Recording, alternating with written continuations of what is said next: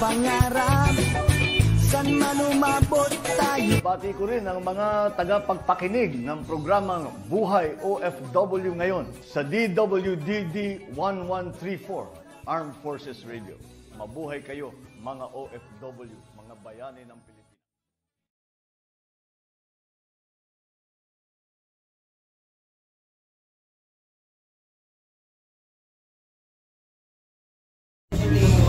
Yes, magandang buhay po sa ating lahat. Dito naman po tayo sa programang Buhay OFW ngayon. Pantay at kasanggaan ng OFW. At syempre po, tayo po yung papakinggan sa apat na sulok ng mundo. Ito po ating mga followers and viewers na nandyan po sa ating mga kapaligiran. At syempre po, sa ating mga chapters, mga beginning chapters. Ngayon kasama natin ang ating partner na iba ko si Founder Albert Guanzon. Bati ka sa ating mga okay, magandang araw po sa inyong lahat, lalo-lalo na po ang ating kasamahan sa Pantay at Kasanggaan ng sa Bilog International at of course sa ating mga kasundaluhan kung saan ay lagi po lang bumulito sa ating program. Okay, at kanina nga po ay nagkaroon po kami ng press conference sa Asian Century Philippines Strategic Studies na pinamunahan po ni Mentor Herman Lawrence. Siya po yung pinaka-leader po ng Asian Century Philippines Strategic Studies. At ito nga po ay napakaraming tinalakay ang kanina. Kaya alam niyo po, kami ni Founder Albert ay itatanong kayo yung ating mga pagkakinig. Kasi tayo po may kanya-kanya tayong opinion sa ating mga nakita sa kapaligiran, lalong-lalo na dito sa issue ng West Philippine Sea na yun nga palaging nabubuli tayo. Parang ang tapang minsan may nag-iisip ba, may mga side na lalaban na ba tayo? O may side naman na wag daanin natin sa diplomasya. At ang tanong, kaya ba natin magkaroon ng gera? Kaya na ba ng ating bansa na makipag-gera? Okay, Counter, anong iyong sabi ko dito? Siguro sa tanong ko, kaya na ba natin? Siguro sa tingin ko, ang Pilipino ay so ngayon ay dahil sa suporta ng ibang mga bansa, siguro makakayanan. Kaya lang, paano tayo? Okay, Albert, ano nga ba yung Pilipino ngayon kung saan tayo ay alamin natin yung kanina ay dinidiscuss, yung ano yung mga opinion na ating mga kababayan ko dito. Yes. Yes, ang nasasabi ko lang at sa opinion ko lang, siguro ang Pilipinas ay hindi pa gaano handa. Pero dahil sa mga kalyadong bansa na gustong tumulong, ay malamang siguro maaari. Pero ang problema naman, paano tayong mga sibilyan, yung hindi mga nasa military? Siguro may pagpapagtahan tayo dyan sa mga pagtahan. Pero dapat bigyan pa sana ng magandang solusyon kung ano pa talaga dapat natin gagawin. Anyway, isa din yan po sa diniscuss natin dahil sa yun na, ito sa strategic studies na pinag-usapan kanina kung paano talaga ang gagawin ng bansa. Yes, okay. So ito na, kaya ba natin na maging katulad ng Ukraine? Kaya ba natin na maging katulad ng Gaza? Kaya na ba natin? Hindi ba? Kasi pag-isipan natin, kami dito bilang media, wala po kami pinapamilyan kung ano man na inyong maging opinion. Parehas lang po tayo. Kaya kayo po ay mag-decide kung saan po kayo. Panuurin niyo po itong video na ito and then sabihin niyo ulit kung kaya na ba natin na magkaroon ng gera sa ating bansa. Ito po si Terry Alpha. Albert Guanzon. Take it away. Panuurin niyo po. Please watch and share. This is April, the 3rd of April. We are together again to brief the nation on what is happening in the world and in the country and helping our nation think about these major challenges to our future, our present, and our future. Let us also, at the very beginning of this discussion, express our sympathies with the people of Taiwan for the major earthquake that they have just experienced. Let us also express our sympathies with the World Kitchen volunteers and aid workers who were killed in an Israeli airstrike. Let us also express our sympathy to the Iranian officials who were killed in the Israeli bombing of the consular office, which is a violation of international law, just a day or two ago. We Filipinos are also suffering from the impact of all these economic maladies that are a result of the overall war situation the Americans are spreading in many regions of the world. Let us now come back to our nation and discuss the current challenge. There is disinformation about the talks of President Xi Jinping and President Duterte on the South China Sea. We will have Attorney Harry Roque clarify for us many of the questions. So I'll give the mic now to Danny Long, who is our moderator for today. Danny, please. Hi, good morning, everyone. This is the forum that we're going to be having today on April for this month.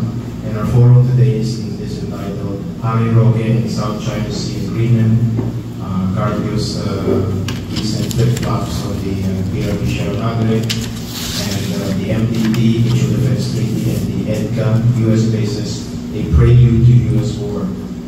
We will be joined later by Attorney Harry Roque, former presidential spokesperson and international law expert, to give us the details on the so-called gentleman's agreement by President Duterte and Chinese President Xi Jinping to maintain the status quo, the entire South China Sea, or what we call the West Philippine Sea.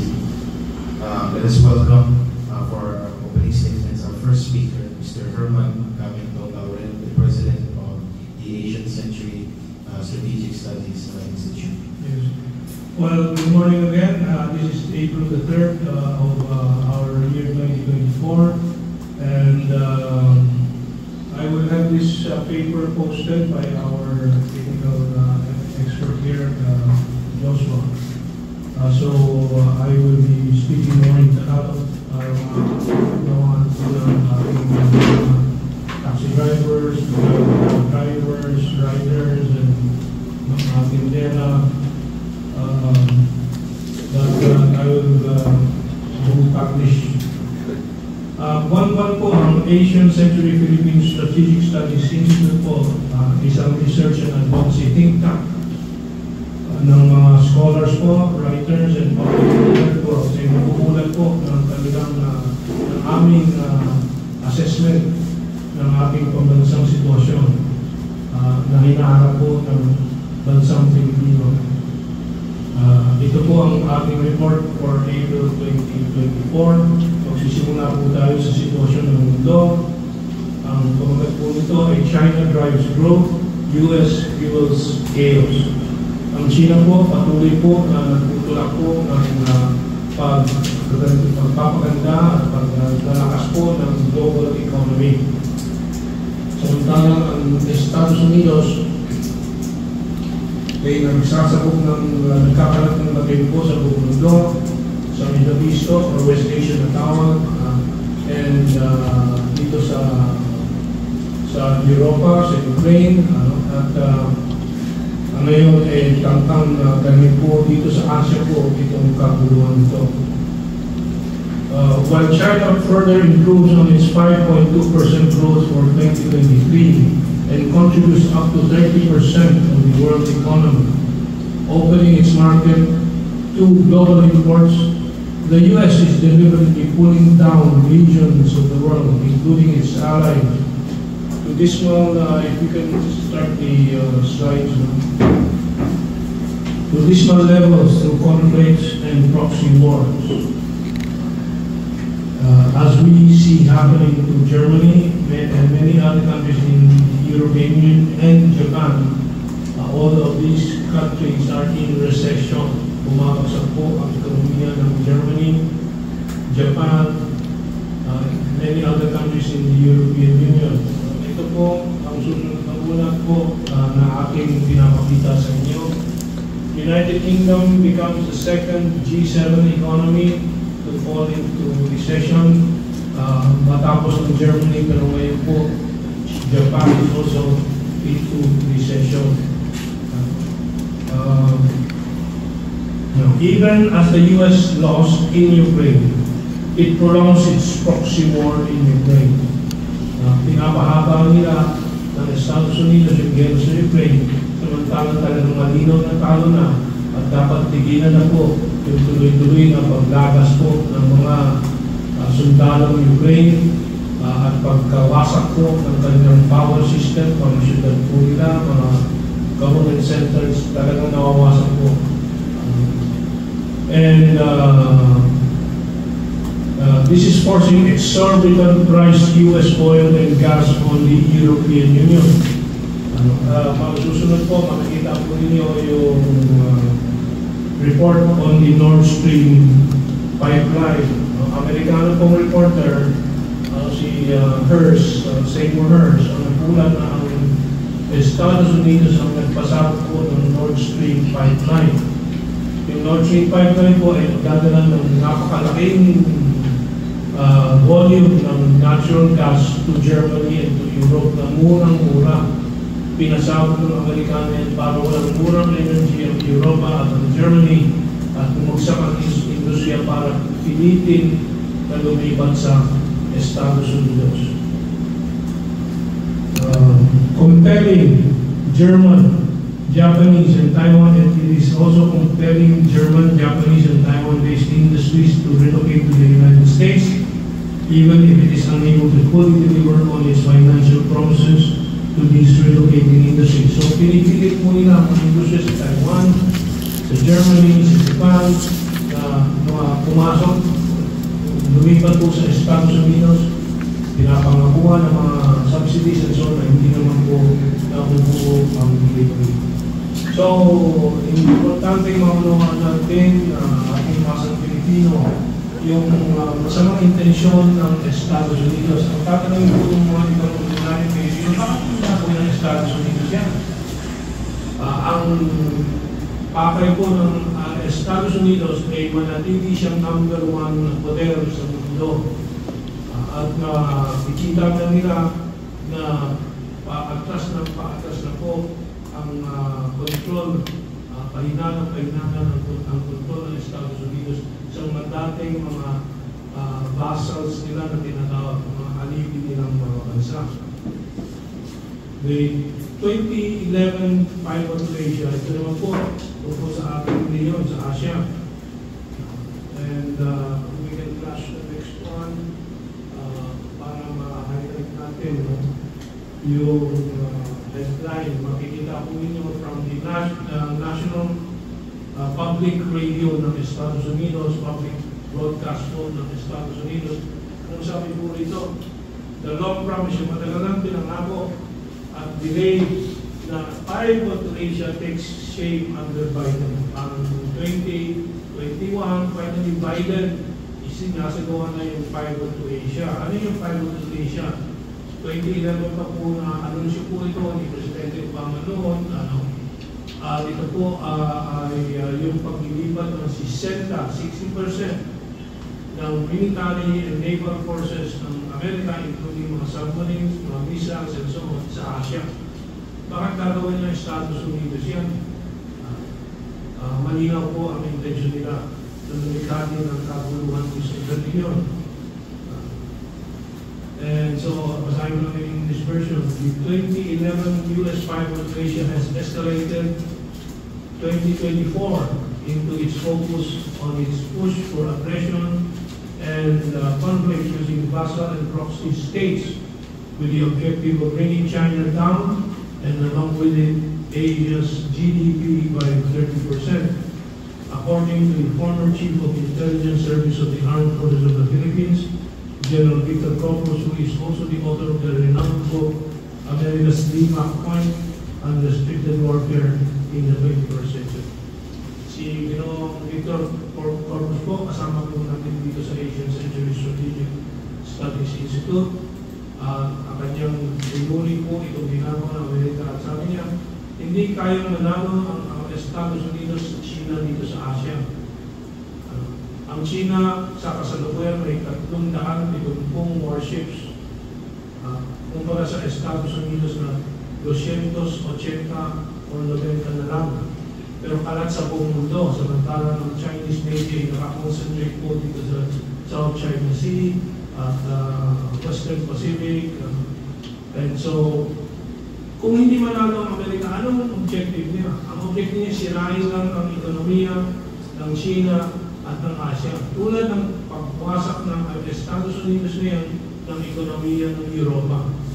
Sana maunawaan po ito ng simpleng mga tindera natin sa palengke, ng mga taxi drivers natin, na importante maunawaan po ninyo ito dahil po yung inyong pananaw, yung inyong opinion ay mahalaga po sa pagbubuo ng national view natin, perspektibong pambansa natin sa mga bagay na ito, sa mga issue na ito.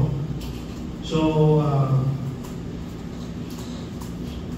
tuloy natin dito sa next parts. Despite all the malice sa lahat ng mga ginagawang kasamaan ng Estados Unidos at ng mga US proxies po sa Pilipinas, despite all the malice and sinister intrigue, itong Bongbong Marcos administration is directing at its next door neighbor, China.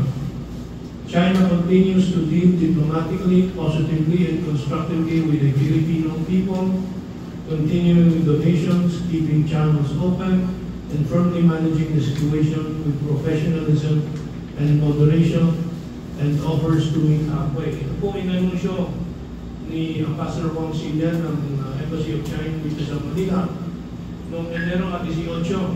Magsalubong tayo sa anumang hinaing ng Pilipinas, anumang may tutulong ng China, magsalubong tayo sa gitna, compromise, pag-usapan lahat, pero patuloy ang mga pagtutuligsa gamit ng Estados Unidos sa China dito sa South China Sea gamit ang administrasyon ni Bongbong Marcos. Next part is about the Philippines now. While Bongbong Marcos divides the nation, Filipinos unite for independence, truth, peace, and prosperity. Habang nakikita po natin na nahahati at hinahati po ng administrasyon ni Bongbong Marcos ang bansa po natin sa pro or against dito sa China, US, and so on. Ang karamihan po ng mga pamilyang Pilipino at mga liderato ng aking bansa tulad ni Senator Amy Marcos ay kumikilos para pagkaisahin po ang ating bansa. The Filipino nation once united under Duterte and Marcos, under the Duterte and Marcos banner promoting national development, peace, and prosperity, has been divided by the US BBM intrigue and enticement of the ruling family and political party. Yung mga nakungalong inalok ng Amerika sa pamilya ni Bongbong Marcos at yung mga kasama po nito sa mga naghaharing partido sa ating politika.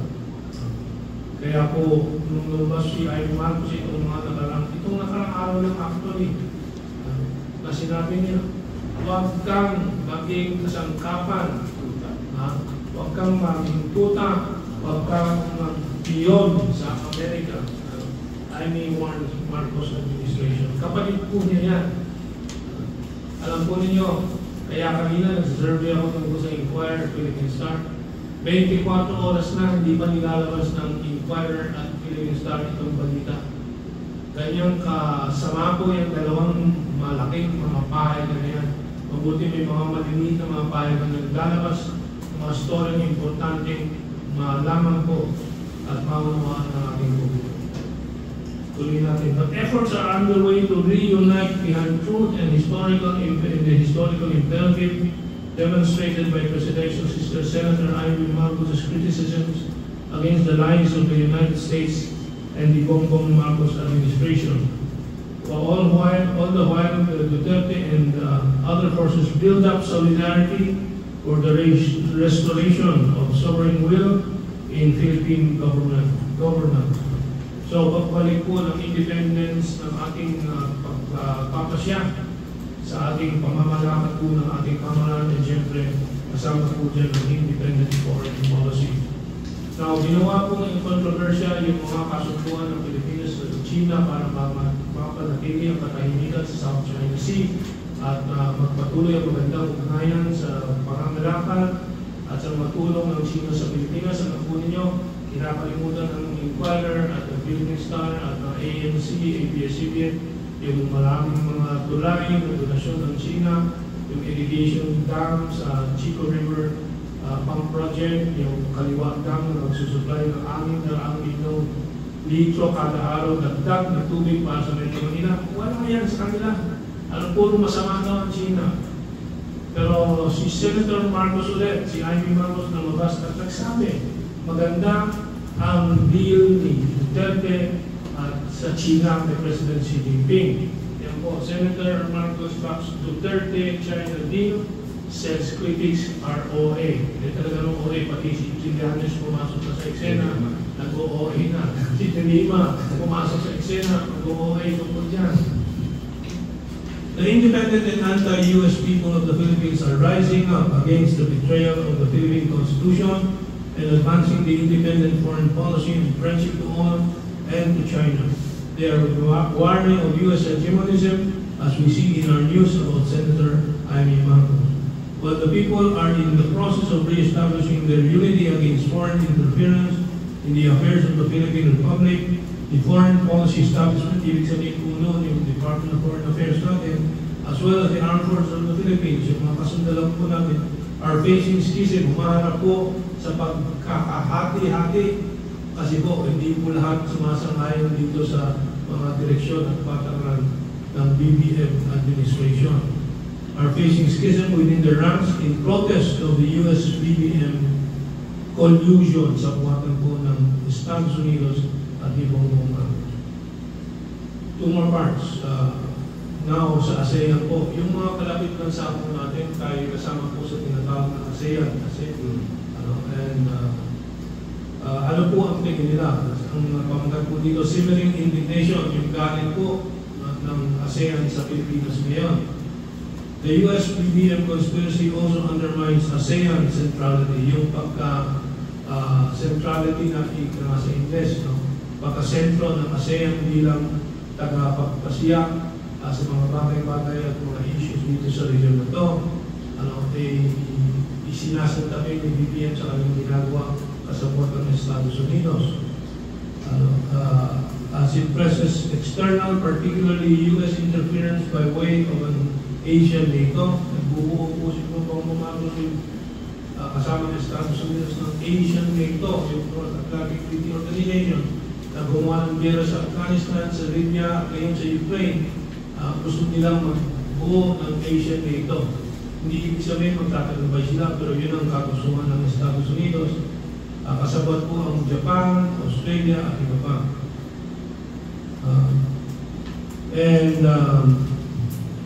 So, by way of an Asian NATO, in the ASEAN and South China Sea issues, that the nations, this region must only among themselves deliberate and resolve for their collective betterment. Dapat lahat ng mga issues sa South China Sea. Tayo dito sa ASEAN at China ang nag-uusap para maayos. Bakit pinapasukan at naghihimasok ang Estados Unidos, ang Asian NATO, at kung sino-sino pa diyang gamit mga estranghero. Ito po ang warning po ni Prime Minister Lee Kuan Yew, Lee Hsien Loong, hindi ako nagkakamali sa tatay at anak, Lee Hsien Loong ng Singapore. Are you sure you Filipinos want to get into a fight where you will be the battleground?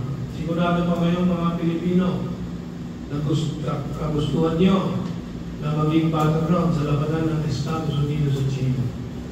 The US, BBM, and Asian NATO conspiracies to introduce joint naval patrols is a provocation. Yung mga pinag-uusapan ngayon na joint naval patrol ng Pilipinas with US, Australia, Japan, dito sa South China Sea ay provokasyon against the ASEAN and Pact of the Zone of Peace, Freedom, and Neutrality, LOCAN, and flirts dangerously with a violation of the Southeast Asian Nation Nuclear-Free Zone Agreement among ASEAN nations. ASEAN leaders, among them Prime Minister Lee Hsien Loong of Singapore, have asked if the Philippines wants to be a battleground between the US and China, and Prime Minister Anwar Ibrahim of Malaysia vociferously declared its independence from Western audiences and affirmed its friendship with China. By their declarations, ASEAN leaders have publicly denigrated the Bongbong Marcos subservience to the United States of America. Finally, on these current and controversial issues of the Gentleman's Agreement, the honorable agreements between China and the Philippines, ito po ang next slide po natin, ating pinipresenta ang mga ebidensya na merong informal Gentleman's Agreement. Three Gentleman's Agreement that have been at the heart of recent controversies created by the US BBM campaign of assertive transparency are the number one, RORE, resupply missions, and the extension of construction supply, exclusion of construction supply in the deliveries. Malinaw po din sa ulat 2013, sinabi ng panahon na yun na Defense Secretary ng Pilipinas na hindi po mag-deliver ng construction materials ng Pilipinas. Ang pinag-usapan lang with China, pinagkasunduan ay yung pagkain, tubig, gamot at kung anong kailangan ng pagsusustento po ng ating marina doon. Malinaw po yan. Buhay pa si Model Casmin. Bakit hindi interview ng inquirer kung sinabi mo niya ito? At kung sabihin niya hindi, may isasampal ang report nito sa kanya. So yung mga pinagsasabihin na ngayon, nila Trillanes, nila Ligo Chedoro, na walang kasunduan, ito, pinasisinungalingan yung mga pinagsasabihin nila, mga walang yan, mga yan. The informal fisheries agreement between President Duterte and President Xi Jinping ang susunod po na ebidensya. Yung report po from 2019. Ito po, sa salita po mismo ni President Duterte, will you allow the Chinese to fish? Filipino and Chinese actually yan, no? Of course, kasi kasunduan ng dalawa. That's what we talked about before. That's what we talk, why we talk. That is why we were allowed to fish again. So pinayagan ulit ang Filipino fishermen na malayang mangisda kasi nagkaroon na ng kasunduan, walang harangan, Pilipinas din, hindi mga harang. Ito sa mutual agreement, Duterte said as his speech in Malacanang last week, Presidential spokesperson Salvador Panelo Bicol revealed that the two leaders did not formally sign documents on the supposed fishing deal in the Philippine waters. Sabi ni Panelo, I don't think they signed that agreement, they just talk. You know, world leaders, they have a word of honor, may palabra de honor our world leaders. Now, bakit ngayon si Panelo may ibang sinabi daw sa ayunit daw? Because let us clarify. Number one, itong informal na kasunduan ay ito ay paghahanda po sa susunod na slides natin na sinabi naman ni Cayetano at the time Foreign Secretary ng Pilipinas. Ito, we have a tentative fishing agreement.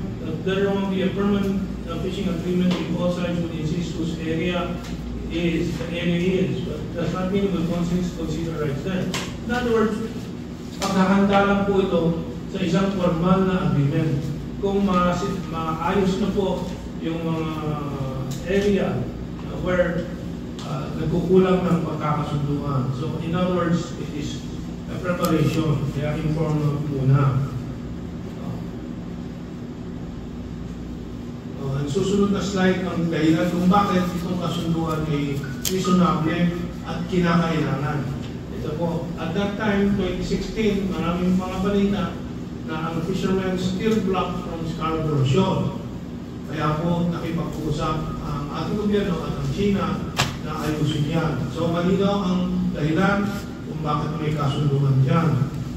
Now, yung isang issue po na yung pull-out ng Ayungin Shoal ng DRP Sierra Madre sa Ayungin Shoal na ngayon ay binibintang kay Duterte, tama si Panelo nang sinabi niya na walang ganyang kasunduan dahil hindi naman kay Duterte yung kasunduan kay Presidente Erap Estrada, 1999 pa. At maraming ebidensya po doon, documentary, even reports, if we go back to 1999, alam natin na yun ay debate ni Senator Orly Mercado, then Defense Secretary siya na gustong awayin ng China, samantalang ang the late Foreign Secretary Domingo Siaso ay mas maganda po ang pakikipagtungo sa China at ayaw niyang magulo. So ito po ang isang third party testimonial. Ito po sa libro ni isang anti-China na Amerikano. Kaya po maasahan na magsalita yan ng totoo, basta laban sa China. Pero dito, sinabi po niya, hindi laban sa China, kundi pagpapatibay ng posisyon ng China na may pangako na ipupulang. Yan, sabi niya, ni Gregory Pauling, President Estrada, feigning ignorance, kunwari hindi niya alam, proposed to tow the vessel away as soon as it could be safely floated off the reef.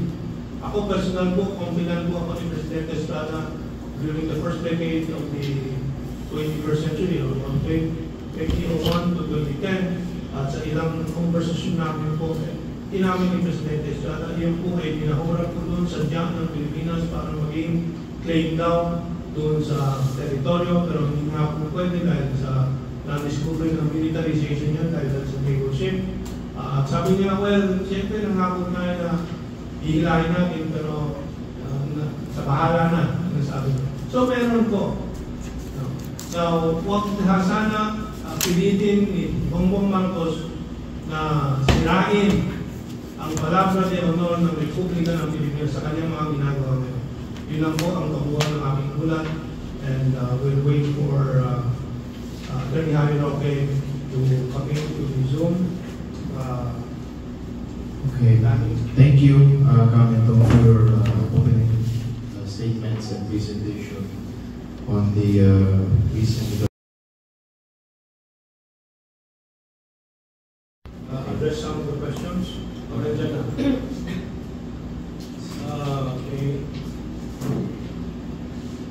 Somerset says, with BBM's leadership, the U.S. has succeeded in making the Philippines their biggest aircraft carrier plus the presence of bases. Yung Don Bueno asks, bakit hindi kayo interview ANC para sinungaling taga-Coast Guard at their scientists? Magandang tanong yan, kung bakit ang ANC, ABS-CBN, o 24 oras, 24 oras sa GMA7 ba yun? Yes. At saka yung TV5, hindi nag-i-interview sa mga sa ibang mga pananaw doon sa mga issue. Kasi propagandista lang sila ng Amerikano at ng mga oligarchs. No? So, thank you for that question. No? Laging tabiela lang na yung interview nila po si Raymond Powell, Amerikano, paulit-ulit. Hinintay ka natin si Atty. Harry Roque. I did comment on Mercado. Nagko-communicate na si Candio Joshua with Harry. Sige po, please. Alright po, please. Please go. Thank you po. Right, please wait for you for a few minutes. We just spoke to Atty. Roque who will be joining us shortly. May tanong doon sa ating mga ebidensya pinakita. Terry. Bali, sir, this morning po, I heard the news from Radio Pilipinas na si President Biden po ng Amerika ay tumawag po sa Chinese President at nag-usap daw po. Ngayon, hindi po pa nila nire-reveal po ano po yung napag-usapan. Well, good you raise that question kasi nga maraming ginagawang Amerikano with China na positibo. Pero dito sa atin, parang kontrabida ang China sa Amerika. Ang totoo po, pangalawang impormasyon na importante, ang US Secretary of Treasury, si Janet Yellen, ay tumungo sa China upang humingi ng tulong na pinansyal. Kasi po, ang Estados Unidos ay may problema sa sistema pinansyal ngayon. Tulad ng 2009, very long time ago, meron pong naitutulong ng China kung mamili sila ng treasury bills ng Amerika. Anyway, nandiyan na si Atty. Harry Roque. All right, spokesperson Attorney Harry Roque is here with us in the Zoom. Good morning. Thank you for joining us. Let us welcome Attorney Roque for his opening statements. Magandang umaga po.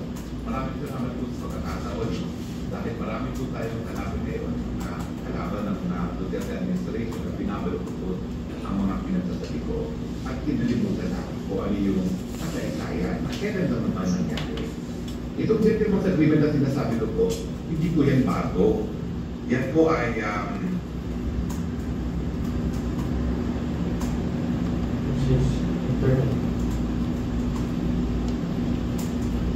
We seem to have some technical difficulties. Please bear with us. Sa akin naman may problema sa kanya. So with him.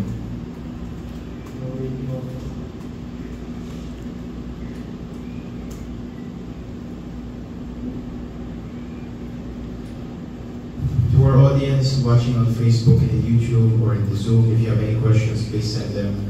So, yan po'y nadatnan ko na ako'y lumipat sa Kongreso at naging presidential spokesperson. Yan po isang strategiya para nga po maging mapayapa at makinabang tayo sa ating parating kontact China. Ang kulang po kasi dito sa PBBM administration ay yung pulisiya pagdating sa China at sa pinag-aagawang teritoryo. Ang pulisiya ni Presidente Duterte dati ay tulong ng mga bagay-bagay na po pwede maitulong gaya ng arakalan at saka ng pamumunan. Isang tabi ang hindi mapagkasunduan at yan ang Philippine Sea. Para matuyod ang kapayapaan, ang naging agreement ay status quo. Walang bagong mga infrastruktura na itatayo sa kahit anong pinagkakatawang teritoryo. Yan lang po yung agreement. So tama po si Atty. Panelo, wala pong kasunduan kung sa ayunin sol.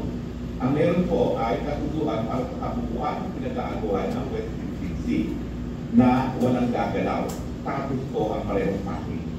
Ano pong naging resulta naman sa ganyang katutuan? Nagkaroon po tayo ng kapayapaan at tumindi po yung pamumuhunan ng China at yung pagdating ng kanilang mga turista at lalo umusbog ang kanatan. Ibig sabihin, yung naging panlabas na relasyon natin sa China nagbunga sa mas maraming pagkain ang pagkainan ng tao. Now, hindi ko sinasabi na wala tayo kahit anong higwaan sa panahon sa panig ng China ng panahon ni Duterte. Nagkaroon din po tayo ng water cannon incident dyan din sa Ayungin. At nagreklamo nga ang mga Sino na lapag yan sa status ko kasi nagdadala sila ng construction materials at saka ng repair materials. Now, matapos po yung water cannon incident na yan, galit na galit si Presidente Duterte, tinatawag yung pastor at sinalahan. Siguraduhin mo walang mamamatay na lalo ng isa. Dahil pag meron din isang sundalo na patay, eh iba pa sabi na yan. Hindi na po naulit yung water cannon incident. Ang tanong, nagpadala ba ng construction or repair materials ng Presidente Duterte matapos yung water cannon incident na yan? Hindi ko po alam kasi wala akong kasundalang alam dyan. Pero, ang katotohanan, napakabulok na niyang seremano na yan, na kung hindi nagpadala ng repair materials, baka lumubog na yan sa anin ng taon na naging Deputy President Duterte. Ibig sabihin, sentido ko nun, baka merong napadala, pero pagkakaiba, hindi pinahalandasan. Dahil alam natin na magiging dahilan yan para pagbawalan ng mga Chino ang pagdadala, pati ng pagkain at ng tubig sa ating kasanduluhan. Now, kung ano man ang ginawa ni President Duterte, para hindi na maulit yung water cannon incident, ang resulta ay malinaw na patuloy ang pagpapadala ng tubig at pagkain sa ating kasanduluhan dahilan kung bakit hindi tayo nawala sa Sierra Madre at hindi nawala ating presensya sa Ayungin. Tama ba yan o mali? Well, sa tingin ko po, tama. Dahil ang naging sumagutal po niyan ang kabuuan ng relasyon natin sa panahon ni Duterte sa China, mapayapa at nagbunga sa mas mataas na antas ng buhayan para sa mga Pilipino. Sa sa pamamagitan nga po ng turismo, pangangalakal, at pangangakitaan. Ngayon, bakit nila sinasabing secret agreement? Kasi sila ang pumasok sa secret agreement. Yung si Trillanes na yan, sa yung 16 na beses na nagbalik-balik sa China, ang naging sumatotal na wala sa atin na control. So siguro, baka natin niya, lahat ng mga leaders, kaya niya na nagbebenta ng kanyang bayan sa Taiwan. Hindi po ginawa rin Presidente Duterte yun. Foreign policy po ang Presidenteng chief architect. Sa kanyang termino, naging malinaw si Presidente Duterte na kinakailangan natin ang kapayapaan sa ating karating bansa at China na dapat pakimbangan din natin. Dahil ngayon ay sa pangalawang pinakamalaking ekonomiya sa buong daigdig. Bakit hindi tayo makikinabang sa isa tayo sa pinakamalaking sa bansa sa China? In fact, malalamin mo nga lang yung distansya mula Batangas papunta ng Taiwan at pag-aari rin ng China. Bakit naman tayo hindi makikinabang sa ganitong progreso ng China? At obvious naman po, no, na walang bansa ngayon sa daigdig na hindi importante ang katalang pagdating sa China, lalong-lalo na sa Amerika. Ang pinagtataka ko, nasa balita ko ngayon na ang President Biden ay tumawag si President Xi. At ang kanila na pag-usapan ay mga pamamaraan para mapabuti panalo sa mga ng China at ang Amerika.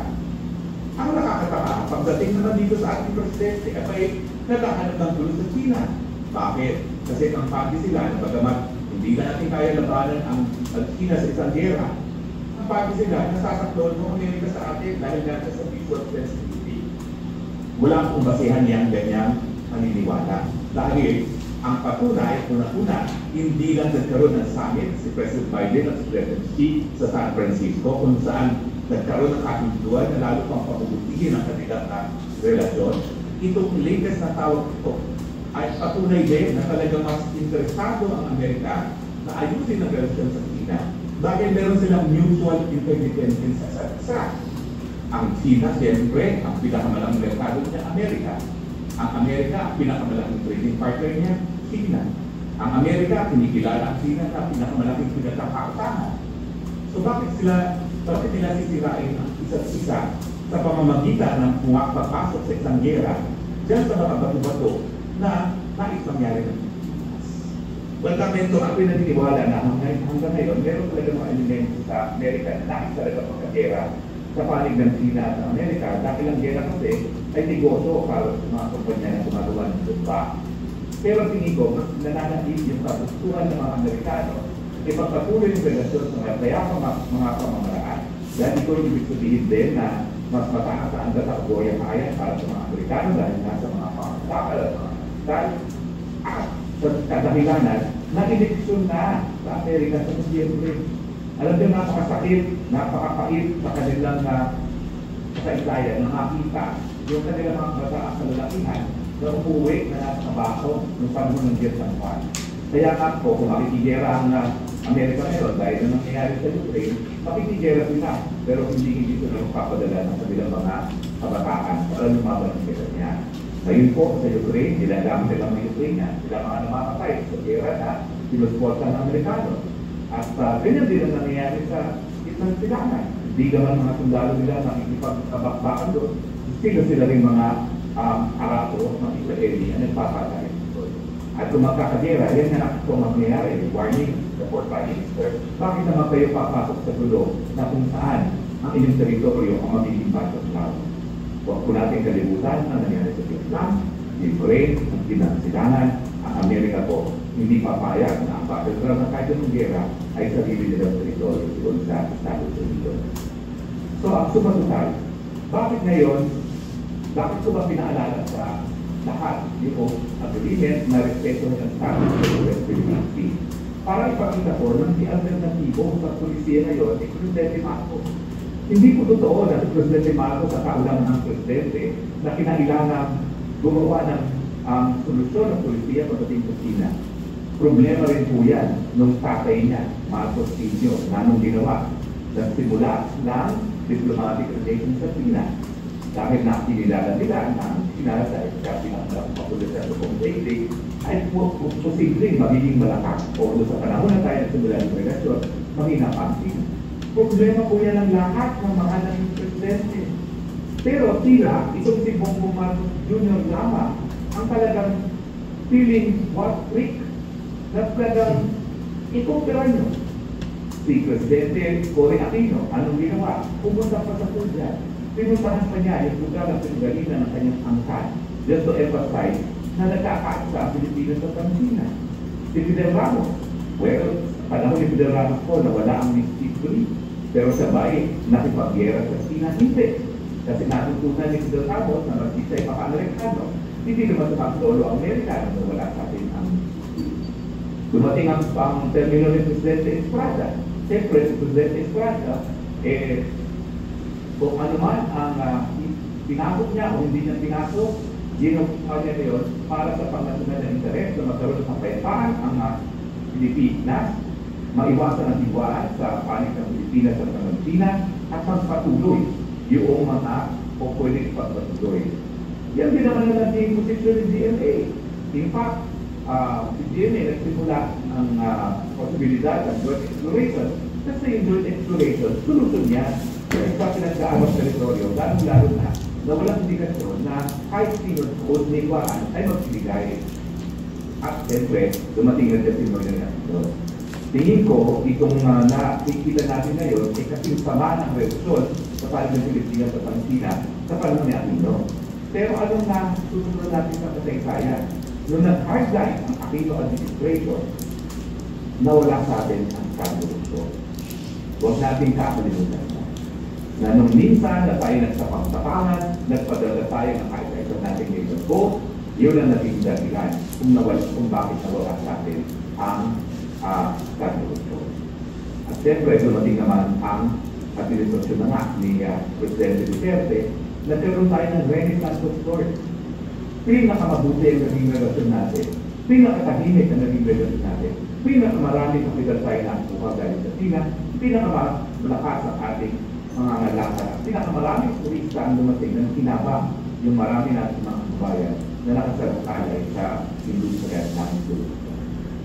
Foreign policy is, of course, the realm of the executive. Siya ang chief architect of foreign policy. Huwag natin masamain ang mga hakbang na ginawa ng mga ibang presidente na nagdulot ng kapayapaan at pag-unlad sa Pilipinas. With the respect ko na ang Presidente Marcos ay hindi kapangyarihan na gumawa ng kanyang sariling pulisiya. Pero sana naman, doon sa pulisiya hindi ginawa niya. Unang-una, hindi niya ilalagay sa peligro ang buhay ng ating mga sundatuhan. Hindi niya ilalagay sa peligro ang buhay ng sambayan ng Pilipinas. Yung kanyang pagpayag na gamitin ng ating mga bagong militar, ng mga Amerikano, doon sa Norte, na wala namang kinalaman o pinag-aawang teritoryo sa Palawan at sa West Philippine Sea. Yan ay para lamang matulungan ng Amerika sa kanilang diwaan pagkakit sa Taiwan Strait. Di tayo naman, umaawit tayo mula ng ating kabataan na tayo mamamatay para sa pinagbayan. Hindi tayo mamamatay para sa Taiwan. At hindi tayo mamamatay para sa mga pagkakit. So, ang aking purpose na ilinali ko sa kasaysayan na papatunayan na may alternatibo sa pulisya ngayon na sinusulong ng Presidente Marcos na talagang outright confrontation sa China. At pinaalalahanan ko ang ating mga babae na sa ating kasaysayan, pag tayo na-highlight sa China, diyan tayo nawawalan ng teritoryo. Ang tanong, ano ang magiging legacy ni Presidente Marcos? Mawawala ba tayo ng teritoryo gaya ng nawala ng teritoryo sa panahon ni Aquino? Or mananatili ba tayo sa anime? Sa tingin ko, kung ipapatuloy niya itong kanyang posisyon na talagang paulit-ulit niyang gagawin ang sinabi ng China na hindi sila papayag, tuloy ang mawawala sa atin yung anime. Dahil alam naman natin na kapag pinagpatuloy ni PBBM ang gawain na ayaw ng China, dating ang pundo na pati tubig, pagkain, pagbabawal ng China, dahilan para inikas na natin sa pera madre ang ating mga sundatuan. Huwag naman bukan ang mangyari. Dahil kapag nangyari yan, siya ang presidente na magbibigay ng ating teritoryo ng Indonesia sa China. Salamat po. Thank you, Attorney Roque. We have 2 or 3 questions we'd like to ask you, if that's okay. Okay, go ahead po. Okay, so the first question is that yesterday during your interview with Karen Davila at ANC, you called for decommissioning the BRP Sierra Madre. Do you see that as the way forward to introduce peace and stability into the region? Some people, some critics would say that would weaken our claim. What is your response to this? Nagkaroon po ng decision yung Arbitral Tribunal, paragraph 1161. Nagreklamo din kasi tayo, dapat sabihin ng tribunal na tumigil ang China doon sa pagpipigil ng pagdadala ng supply sa ayong dito. Dahil yan ay kabahati ng ating exclusive economic zone. Ngayon, sabi ng tribunal, totoo, basically, ay nasa loob ng ating 200 nautical miles sa exclusive economic zone. Pero hindi siya po pwedeng maturing na ikiter. Hindi po ako yan, yung tribunal yan. Paragraph 111. Hindi ka matuturing na exclusive economic zone dahil ito po ay military. Dahil ang Sierra Madre nga ay isang NATO system. Hindi kasi compatible ang konsepto ng economic rights sa military mission. Kung nais natin panindigan ang karapatan natin na makalap sa pangyaman sa ating dapat i-demilitarize yan. Ang solusyon, imbis na naval vessel yan, gawin natin Coast Guard vessel. At sa ganon yan ay civilian. At kung pwede ba natin kadahilanan na kaya tayo naroon, pinamahalagaan natin yung mga pangyaman na panging Pilipino lamang ang pwedeng kumubra. 1161, paragraph 1161, hindi ko nang galing sa akin yan. Wala akong naglalabas niyang decision na yan pagdating dito sa aspeto na ayungin. Ibig sabihin, pagdating sa ayungin, pagdating sa Sierra Madre, bokya tayo sa tribunal.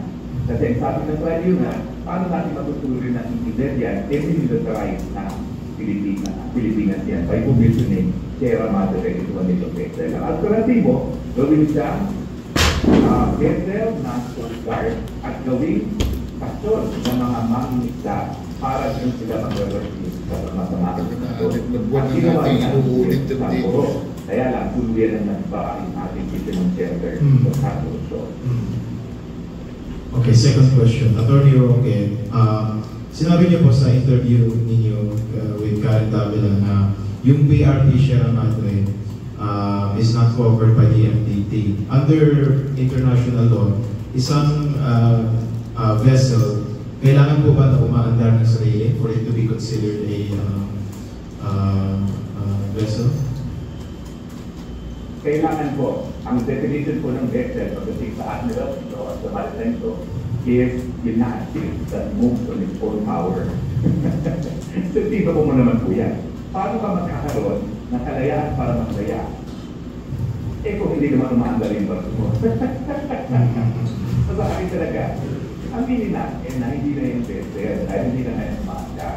Pero may karapatan naman tayo magkaroon ng shelter sa ating mga mangingisda. Kung sila yakol din ng masamang panahon, habang sila ay nangingisda, then tayo will. So gawin natin siyang shelter, civilian shelter. At kapag ginawa natin civilian yan sa Sierra Madre na yan, ito talaga makapatupad ang ating karapatan bilang postal state dahil yan na po ay kapahamin natin ng ating exclusive. So, kasi ayaw po sa decision ang bilang tribunal, habang yan ay militarize, hindi po pwedeng patuloy i-leader yan. Bagamat physically, it is part of the EUS. Dapat mag-militarize. Attorney Roque, yung may titulo po ba tayo sa iyong show? Do we have sovereignty over the show? Wala po tayong sovereignty. Exclusive economic zone na po. At kapag sinabi exclusive economic zone, meron na tayo tinatawag na sovereign right, economic right na mangarap at makinabang pangyaman na naroon sa lugar niya. Pero hindi po yan sovereignty.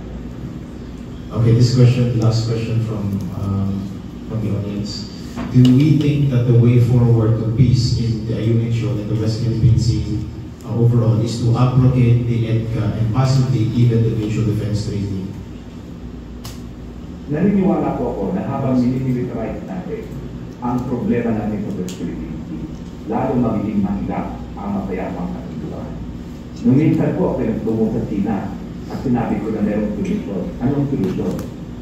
Kung ikilalanin ng China yung finding of fact lang, huwag nilang ikilalanin yung finding of law, na walang kahit anong geographic feature dyan sa pinag-aagawang teritoryo, ang pwedeng magbunga ng isip dahil wala namang dahil kaya bumulay na populasyon, At kung ikilalanin nila yung factual fact na anim lamang ang high tide elevation dyan na po pwedeng magbunga ng 12 nautical miles territorial sea. At kung kilalanin nila yung katotohanan ng aming Pilipinas lang, pero masundot may namin kung dahil tayo ng Canada ang kapisenator ng katabi ng South China Sea. Ibig sabihin, ang magiging subject lang sa Soberania ay 72 square nautical miles. At ang inggitan ng Pilipinas hanggang 200 nautical miles tama. Total of 270 lahat ang subject and sovereign miles. Dahil ba malaki ang South China Sea? 3.2 million square miles. Ano ba naman yung 274 sa 3.2 million square miles? Yung kabuuan ng mga karagatan dyan, o pwede na natin maging common heritage bilang mga bansa na nakapaligid dyan sa South China Sea. Dahil ang katotohanan yan, yung base ng 3.2 sa 274, yan ay magiging high sea.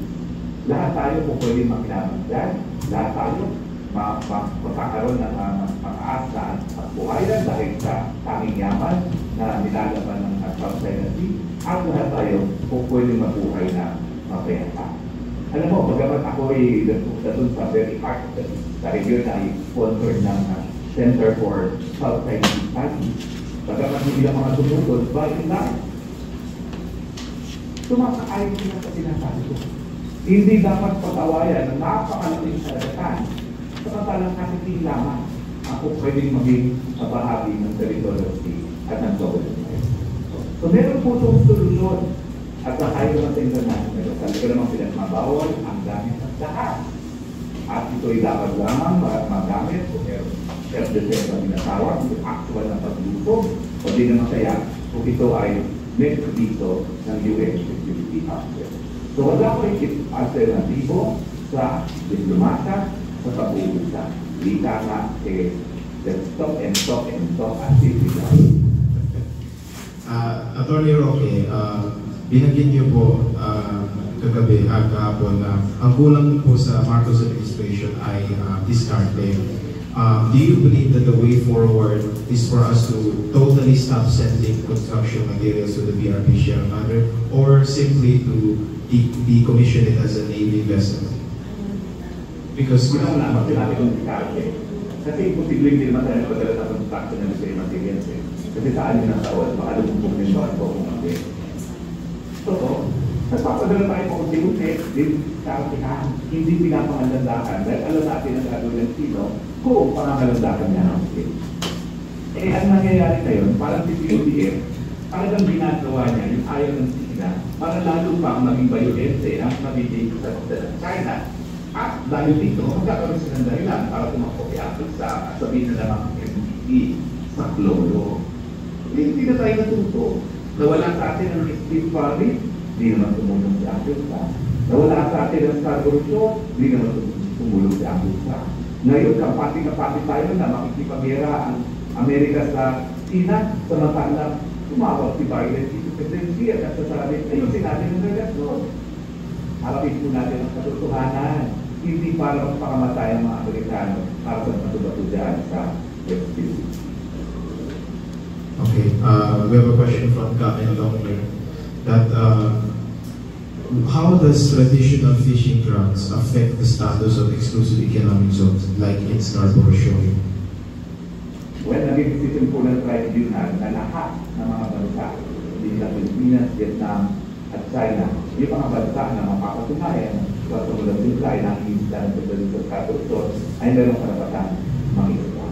Para sa condominium, owned by all, but just not owned by any single country. So, tanging yaman yan, dapat pagkakilatian siya. Yan po yung traditional fishing ground. Ang sinasabi po ng Marcos administration na paggagamit ng water cannon ay labag sa international law. Let's say the next time na ginagawa cannon tayo, can we use water cannons in response just like Vietnam and Taiwan? And is the use of water cannons against international law? Well, ang paggamit ng water cannon is a hostile act, but it is not an armed attack. Kasi ang attack, binigyan na ng definisyon sa kaso ng Nicaragua, the sending of regular armed forces into the territory of another state. It is not even literally an armed attack because it is water. So it falls short of a military act. Kasi hindi naman dapat ikamatay yung water cannon yan. So ngayon, sa hindi tayo dumating, di mag-water cannon din tayo. Kaya lalo lang ang problema.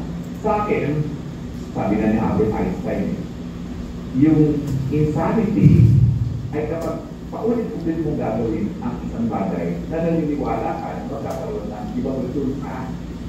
So alam na natin, kung anong katahilan kung bakit nag-water cannon ang China. Bakit natin pinangangalangan paulit-ulit yan? Eh gaya natin sinabi, no? Sinasaktihan natin yan para hindi maulit. Yung ayaw natin maulit. Ang sabi po ni Admiral Aquilino, yung US Admiral po, na mag-a-apply po yung Mutual Defense Treaty kahit po na water cannon if may mamatay. What is the your response to that? Bali wala yan kahit anong sabihin nila. Dahil ultimately, yung pagpapasok sa gera ay didesisyonan lamang ng Kongreso. Wala po doon sa tratado ng NDC na nagsasabi na exempted ang pagpasok sa gera dahil sa NDC. Nakaupit po sa batas ng Amerika na bago makipag-gera ang Amerika, kailangan pumayag muna ang Kongreso. Ito po ba ay isang tinatawag na diversionary foreign policy para malinis ang issue sa domestic issue ng presyo ng bigas, presyo ng bilihin at crudo? Naniniwala ako. Yan yung tinatawag natin wag sa loob. Kasi gumawa sa ngayon yung findings ng publiko at naman ng PAS-8, pinakamalaking bagsak sa approval rating, trust rating ang Presidente Marcos. So, tingin ko, ginagamit itong na issue para tumaas muli ang approval at trust rating ng Presidente. Kasi kapag ginamit mo yung sambayanan lamang sa tinatawag mong kalaban, makamagkaisa, at baka bumalik sa tiwala sa iyong kaambayan. Ang problema, yung wag na to, hindi magana yan. Kung mayroong duda ang kaambayan, kung nasa tamang pag-iisip sa kanilang minister. Pumutok lang kahapon yung mga dokumento na in-expose na ito na siguro yung dokumento na sinasabi ni Presidente Duterte na ebidensya sa binigay sa kanya ng ideya. Paano maniniwala na yung taong bayan ng Presidente Duterte kay Presidente Marcos? May duga sila na nakatama ka ng pag-iisip ang Presidente kung sila yung nag-desisyon na pakipag-gero na dito sa China. Paano natin nakakampihan? Tayo sigurado kung sila nasa tamang pag-iisip. O lalo na lumalang tuloy ang duda natin dahil may isang larawan na kasama nila sa US, isang humaharap sa kaso sa drug trafficking sa Pilipinas at sa Australia. Bakit kasama ng Presidente ng First Lady sa isang Presidente sa United States? Baka tayo pa nagbayad sa pamasahin ng tao niyan. So normally, baka mag-work yung wag na doon. Pero sa Pilipinas, may pagdududa na sa tamang pag-iisip ng Presidente. Baka ang maging conclusion ng taong bayan, baka talaga nilalagay tayo sa pelikula dahil hindi nasa tamang pag-iisip ang Presidente. Sinasabi na wala sa tamang pag-iisip. Pero ang katotohanan, nailabas na yan. Nandun na yung duda sa pag-iisip ng taong kakayan at yan ay dapat ikonsidera ni Presidente mismo. Na baka yan ganyan ginagawa para tumaas ang kanyang suporta muli, hindi nga magkana. At ang resulta, mamatay ang Pilipino na para sa kadahilanan na tumaas lang ang kanyang approval at trust naman po. Si Presidente Duterte, pagkaman siyempre, iba-iba sila ng diktado sa posisyon. Naku, pag binamatay ng isang sundalo, talaga nagpupunta yan. At depressed dahil ayaw niyang mamatay ng isang sundalong Pilipino. Bakit naman ngayon, parang balik na ang buhay ng sundalong Pilipino sa nakaupong administrasyon. Again, kaya nga nagtatanong ng taong bayan, nasa tama ba siyang pag-iisip? Okay. The elephant in the room, what is in people's mind is this. Do you think the pivot of PBBM to a more pro-American foreign policy is due to due to the alleged frozen hidden wealth in the U.S. that the U.S. could be using as a leverage? Hindi ko sasabihin na yan dahilan dahil wala akong personal na kinalaman dyan. I have no personal knowledge. But it is highly probable. At ngayon nga, ang susunod kong aatupagin, i-inventaryo ko kung ano yung mga nakong mayaman na sa Amerika pa at itatanong ko, ano na ang nangyari dyan. Kasi pag nalaman natin na hindi na kumpiska o hindi na ibalik sa Pilipinas, saan napunta? At-trace naman natin kung saan napunta yan. Ano masasabi po ninyo sa pahayag ni Secretary Gibo Teodoro na China is distracting us daw from their illegal activities, what we are discussing right now about the gentleman's agreement to keep the status quo? Well, ang sasagot ko lang si Gibo, Secretary Gibo, kaya part of Master, read paragraph 1162 of the Arbitral Tribunal Award. At yan ang sinasabi nila na hindi nga tayo napagbigyan gusto sa ating prayer na patigilin ng China sa ginagawa nila dyan sa Ayungin. Kasi nga ang sabi ng tribunal, na-militarize ang EEZ dyan sa Ayungin. So when the DFA... basic facts.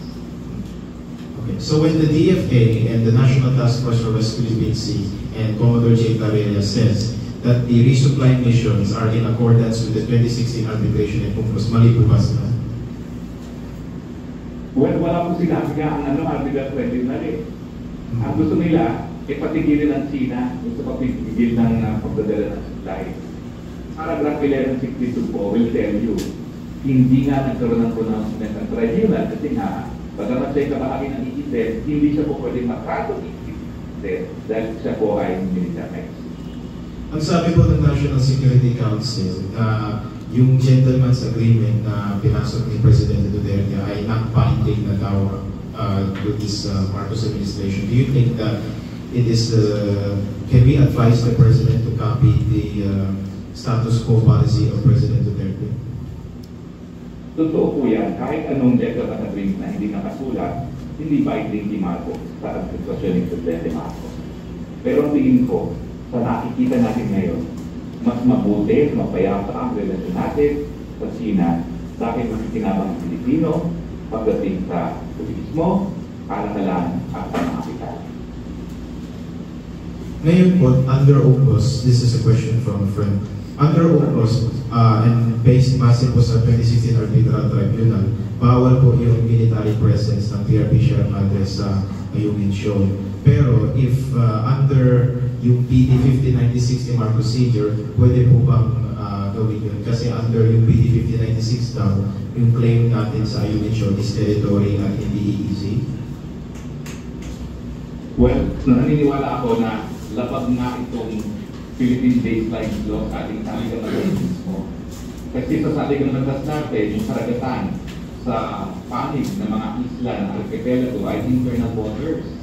Pag sinabi mong internal waters, walang innocent passage yan, walang pwedeng dumaan dyan kung walang pagpayag ang gobyerno ng Pilipinas. Wala namang sa UNCLOS na nagsasabi na yung mga estado gaya ng Pilipinas at Japan ay kinakailangan maging archipelagic state sa ayon sa UNCLOS. Pero Pilipinas, kumaya.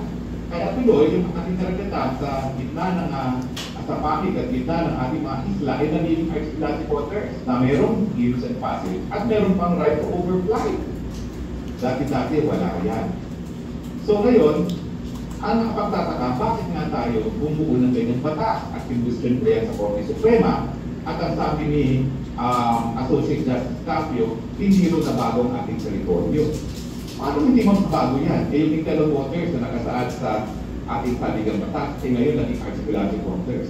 Nung dati-dati, kailangan humingi ng pagpayag para makalayat ang mga barko.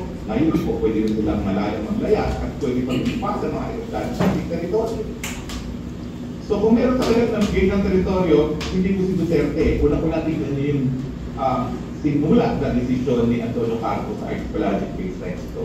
At nakikita niyo po na yan ay hindi sa ayon po sa Article 1. Magamat sa desisyon na yun, ang sabi niya, hindi natin binago ang teritoryo. Paano hindi ba bago ang teritoryo? Sumang-ayon ka na maging archipelagic states ang ayon sa UNCLOS na hindi naman mandatory kung ayaw po. Kaya ang Japan, never nag-pass yan ng Archipelagic Philippines Law at never magpapass yan ng Archipelagic Philippines Law. So, ironically, yung UNCLOS pa, yung sumira yung claim natin sa practice po. Well, kasi nga, doon sa batas na pinalabas ni Presidente Marcos, hindi lang sovereign rights yan.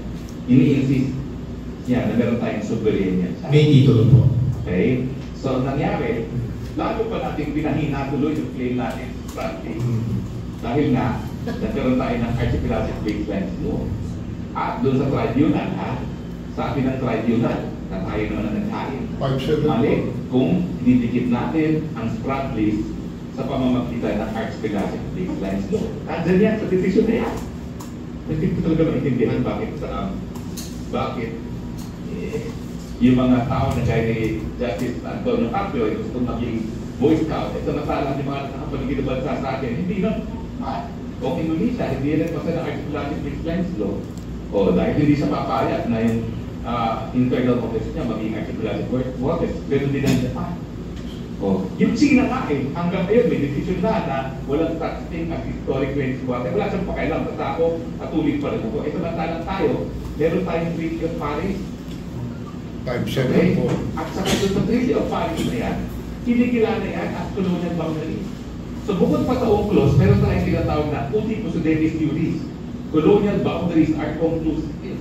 So pwede natin panindigan na yung karagatan sa loob ng kwadrado ng Treaty of Paris, lahat yan ay territorial waters natin. At lahat ng karagatan doon sa Strait Basin sa archipelago natin ay internal waters.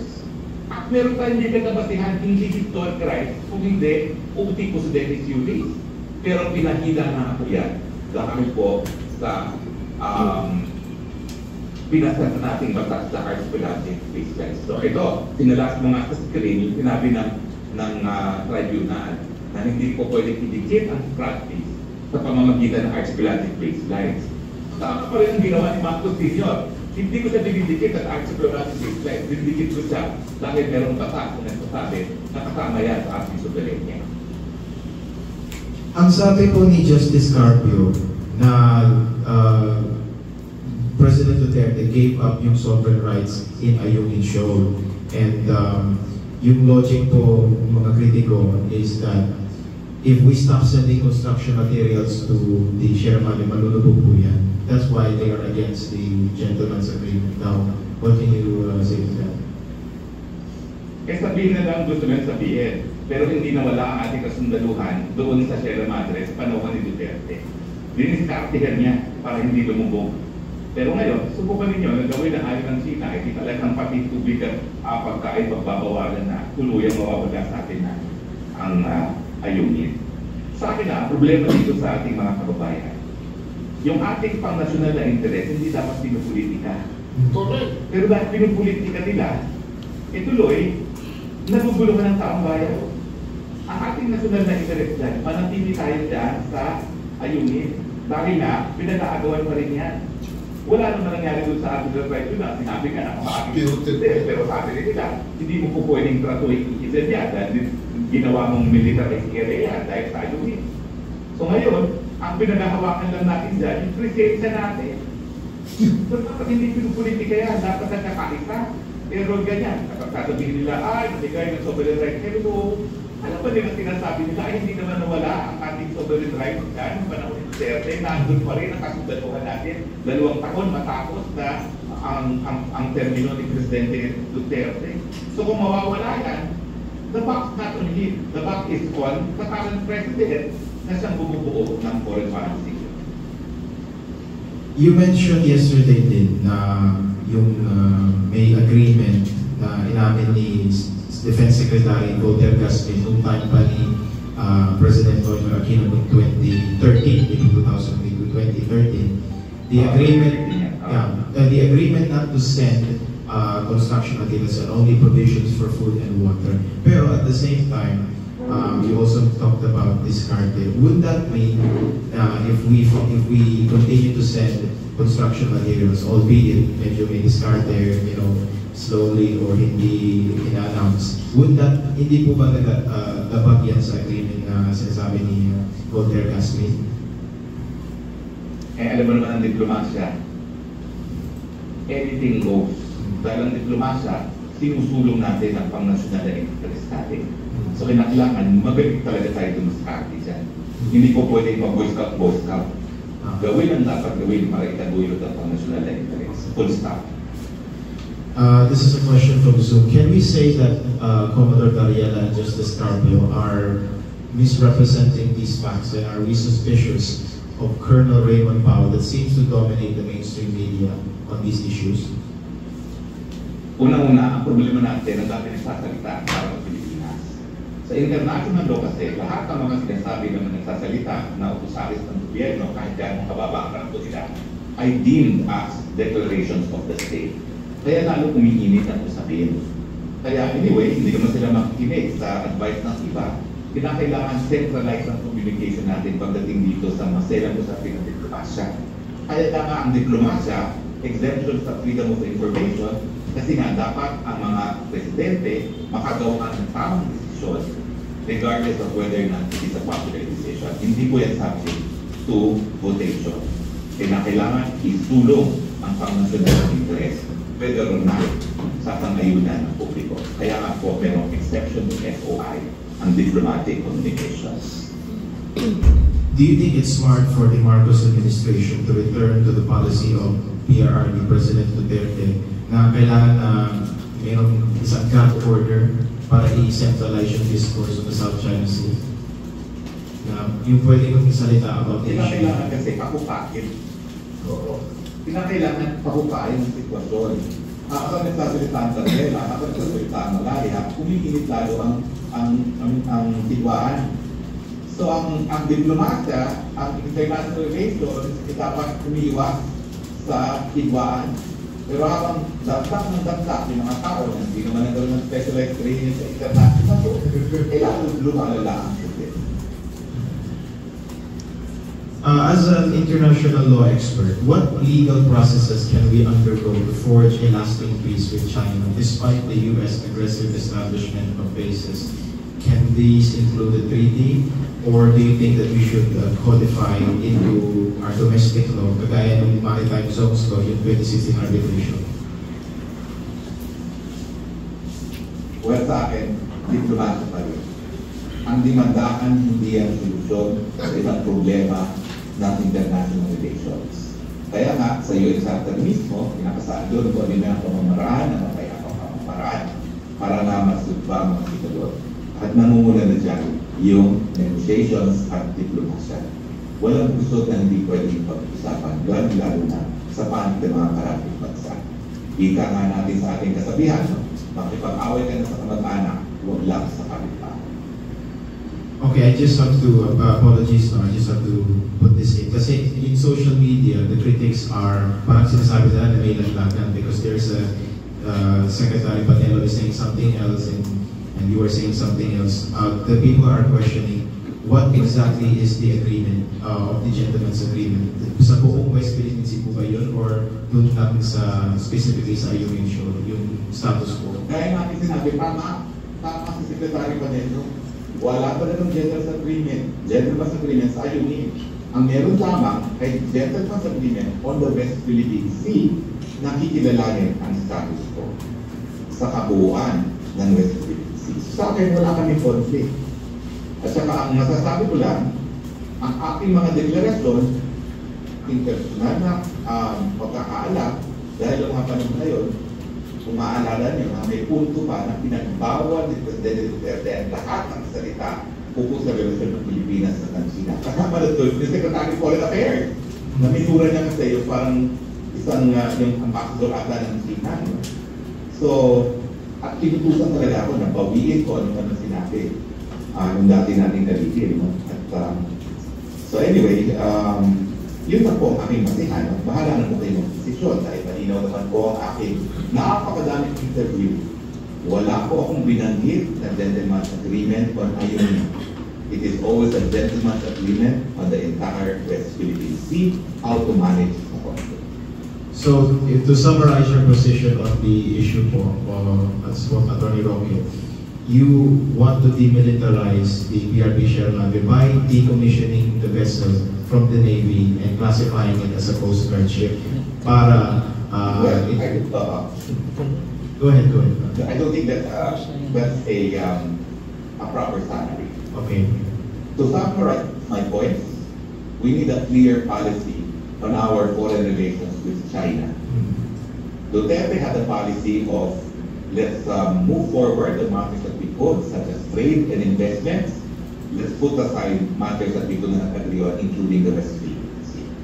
On the West Philippine Sea, we should seek to de-escalate tension, and the manner in which the President Duterte did that was to agree that both parties would respect the status quo. On Ayungin, the fact that we have a militarized vessel there belies the area to be an EEZ, which was the ruling in paragraph 1161 of the Article of Taiwan. And the way to move forward is to be clear on what our policy is towards China.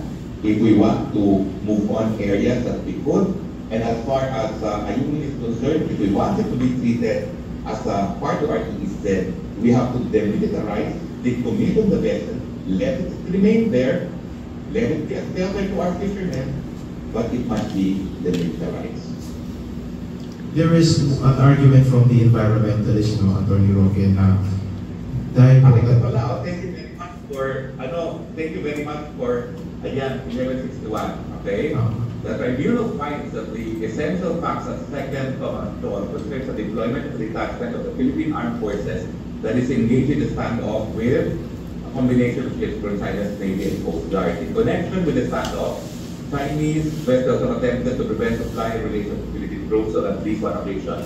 Although as far as the tribunal is aware, these vessels were not military vessels, China military vessels have been reported to have been in the vicinity. In the tribunal's view, this represents a quintessentially military situation involving the military forces of one side and a combination of military and paramilitary forces on the other, arrayed in opposition to one another.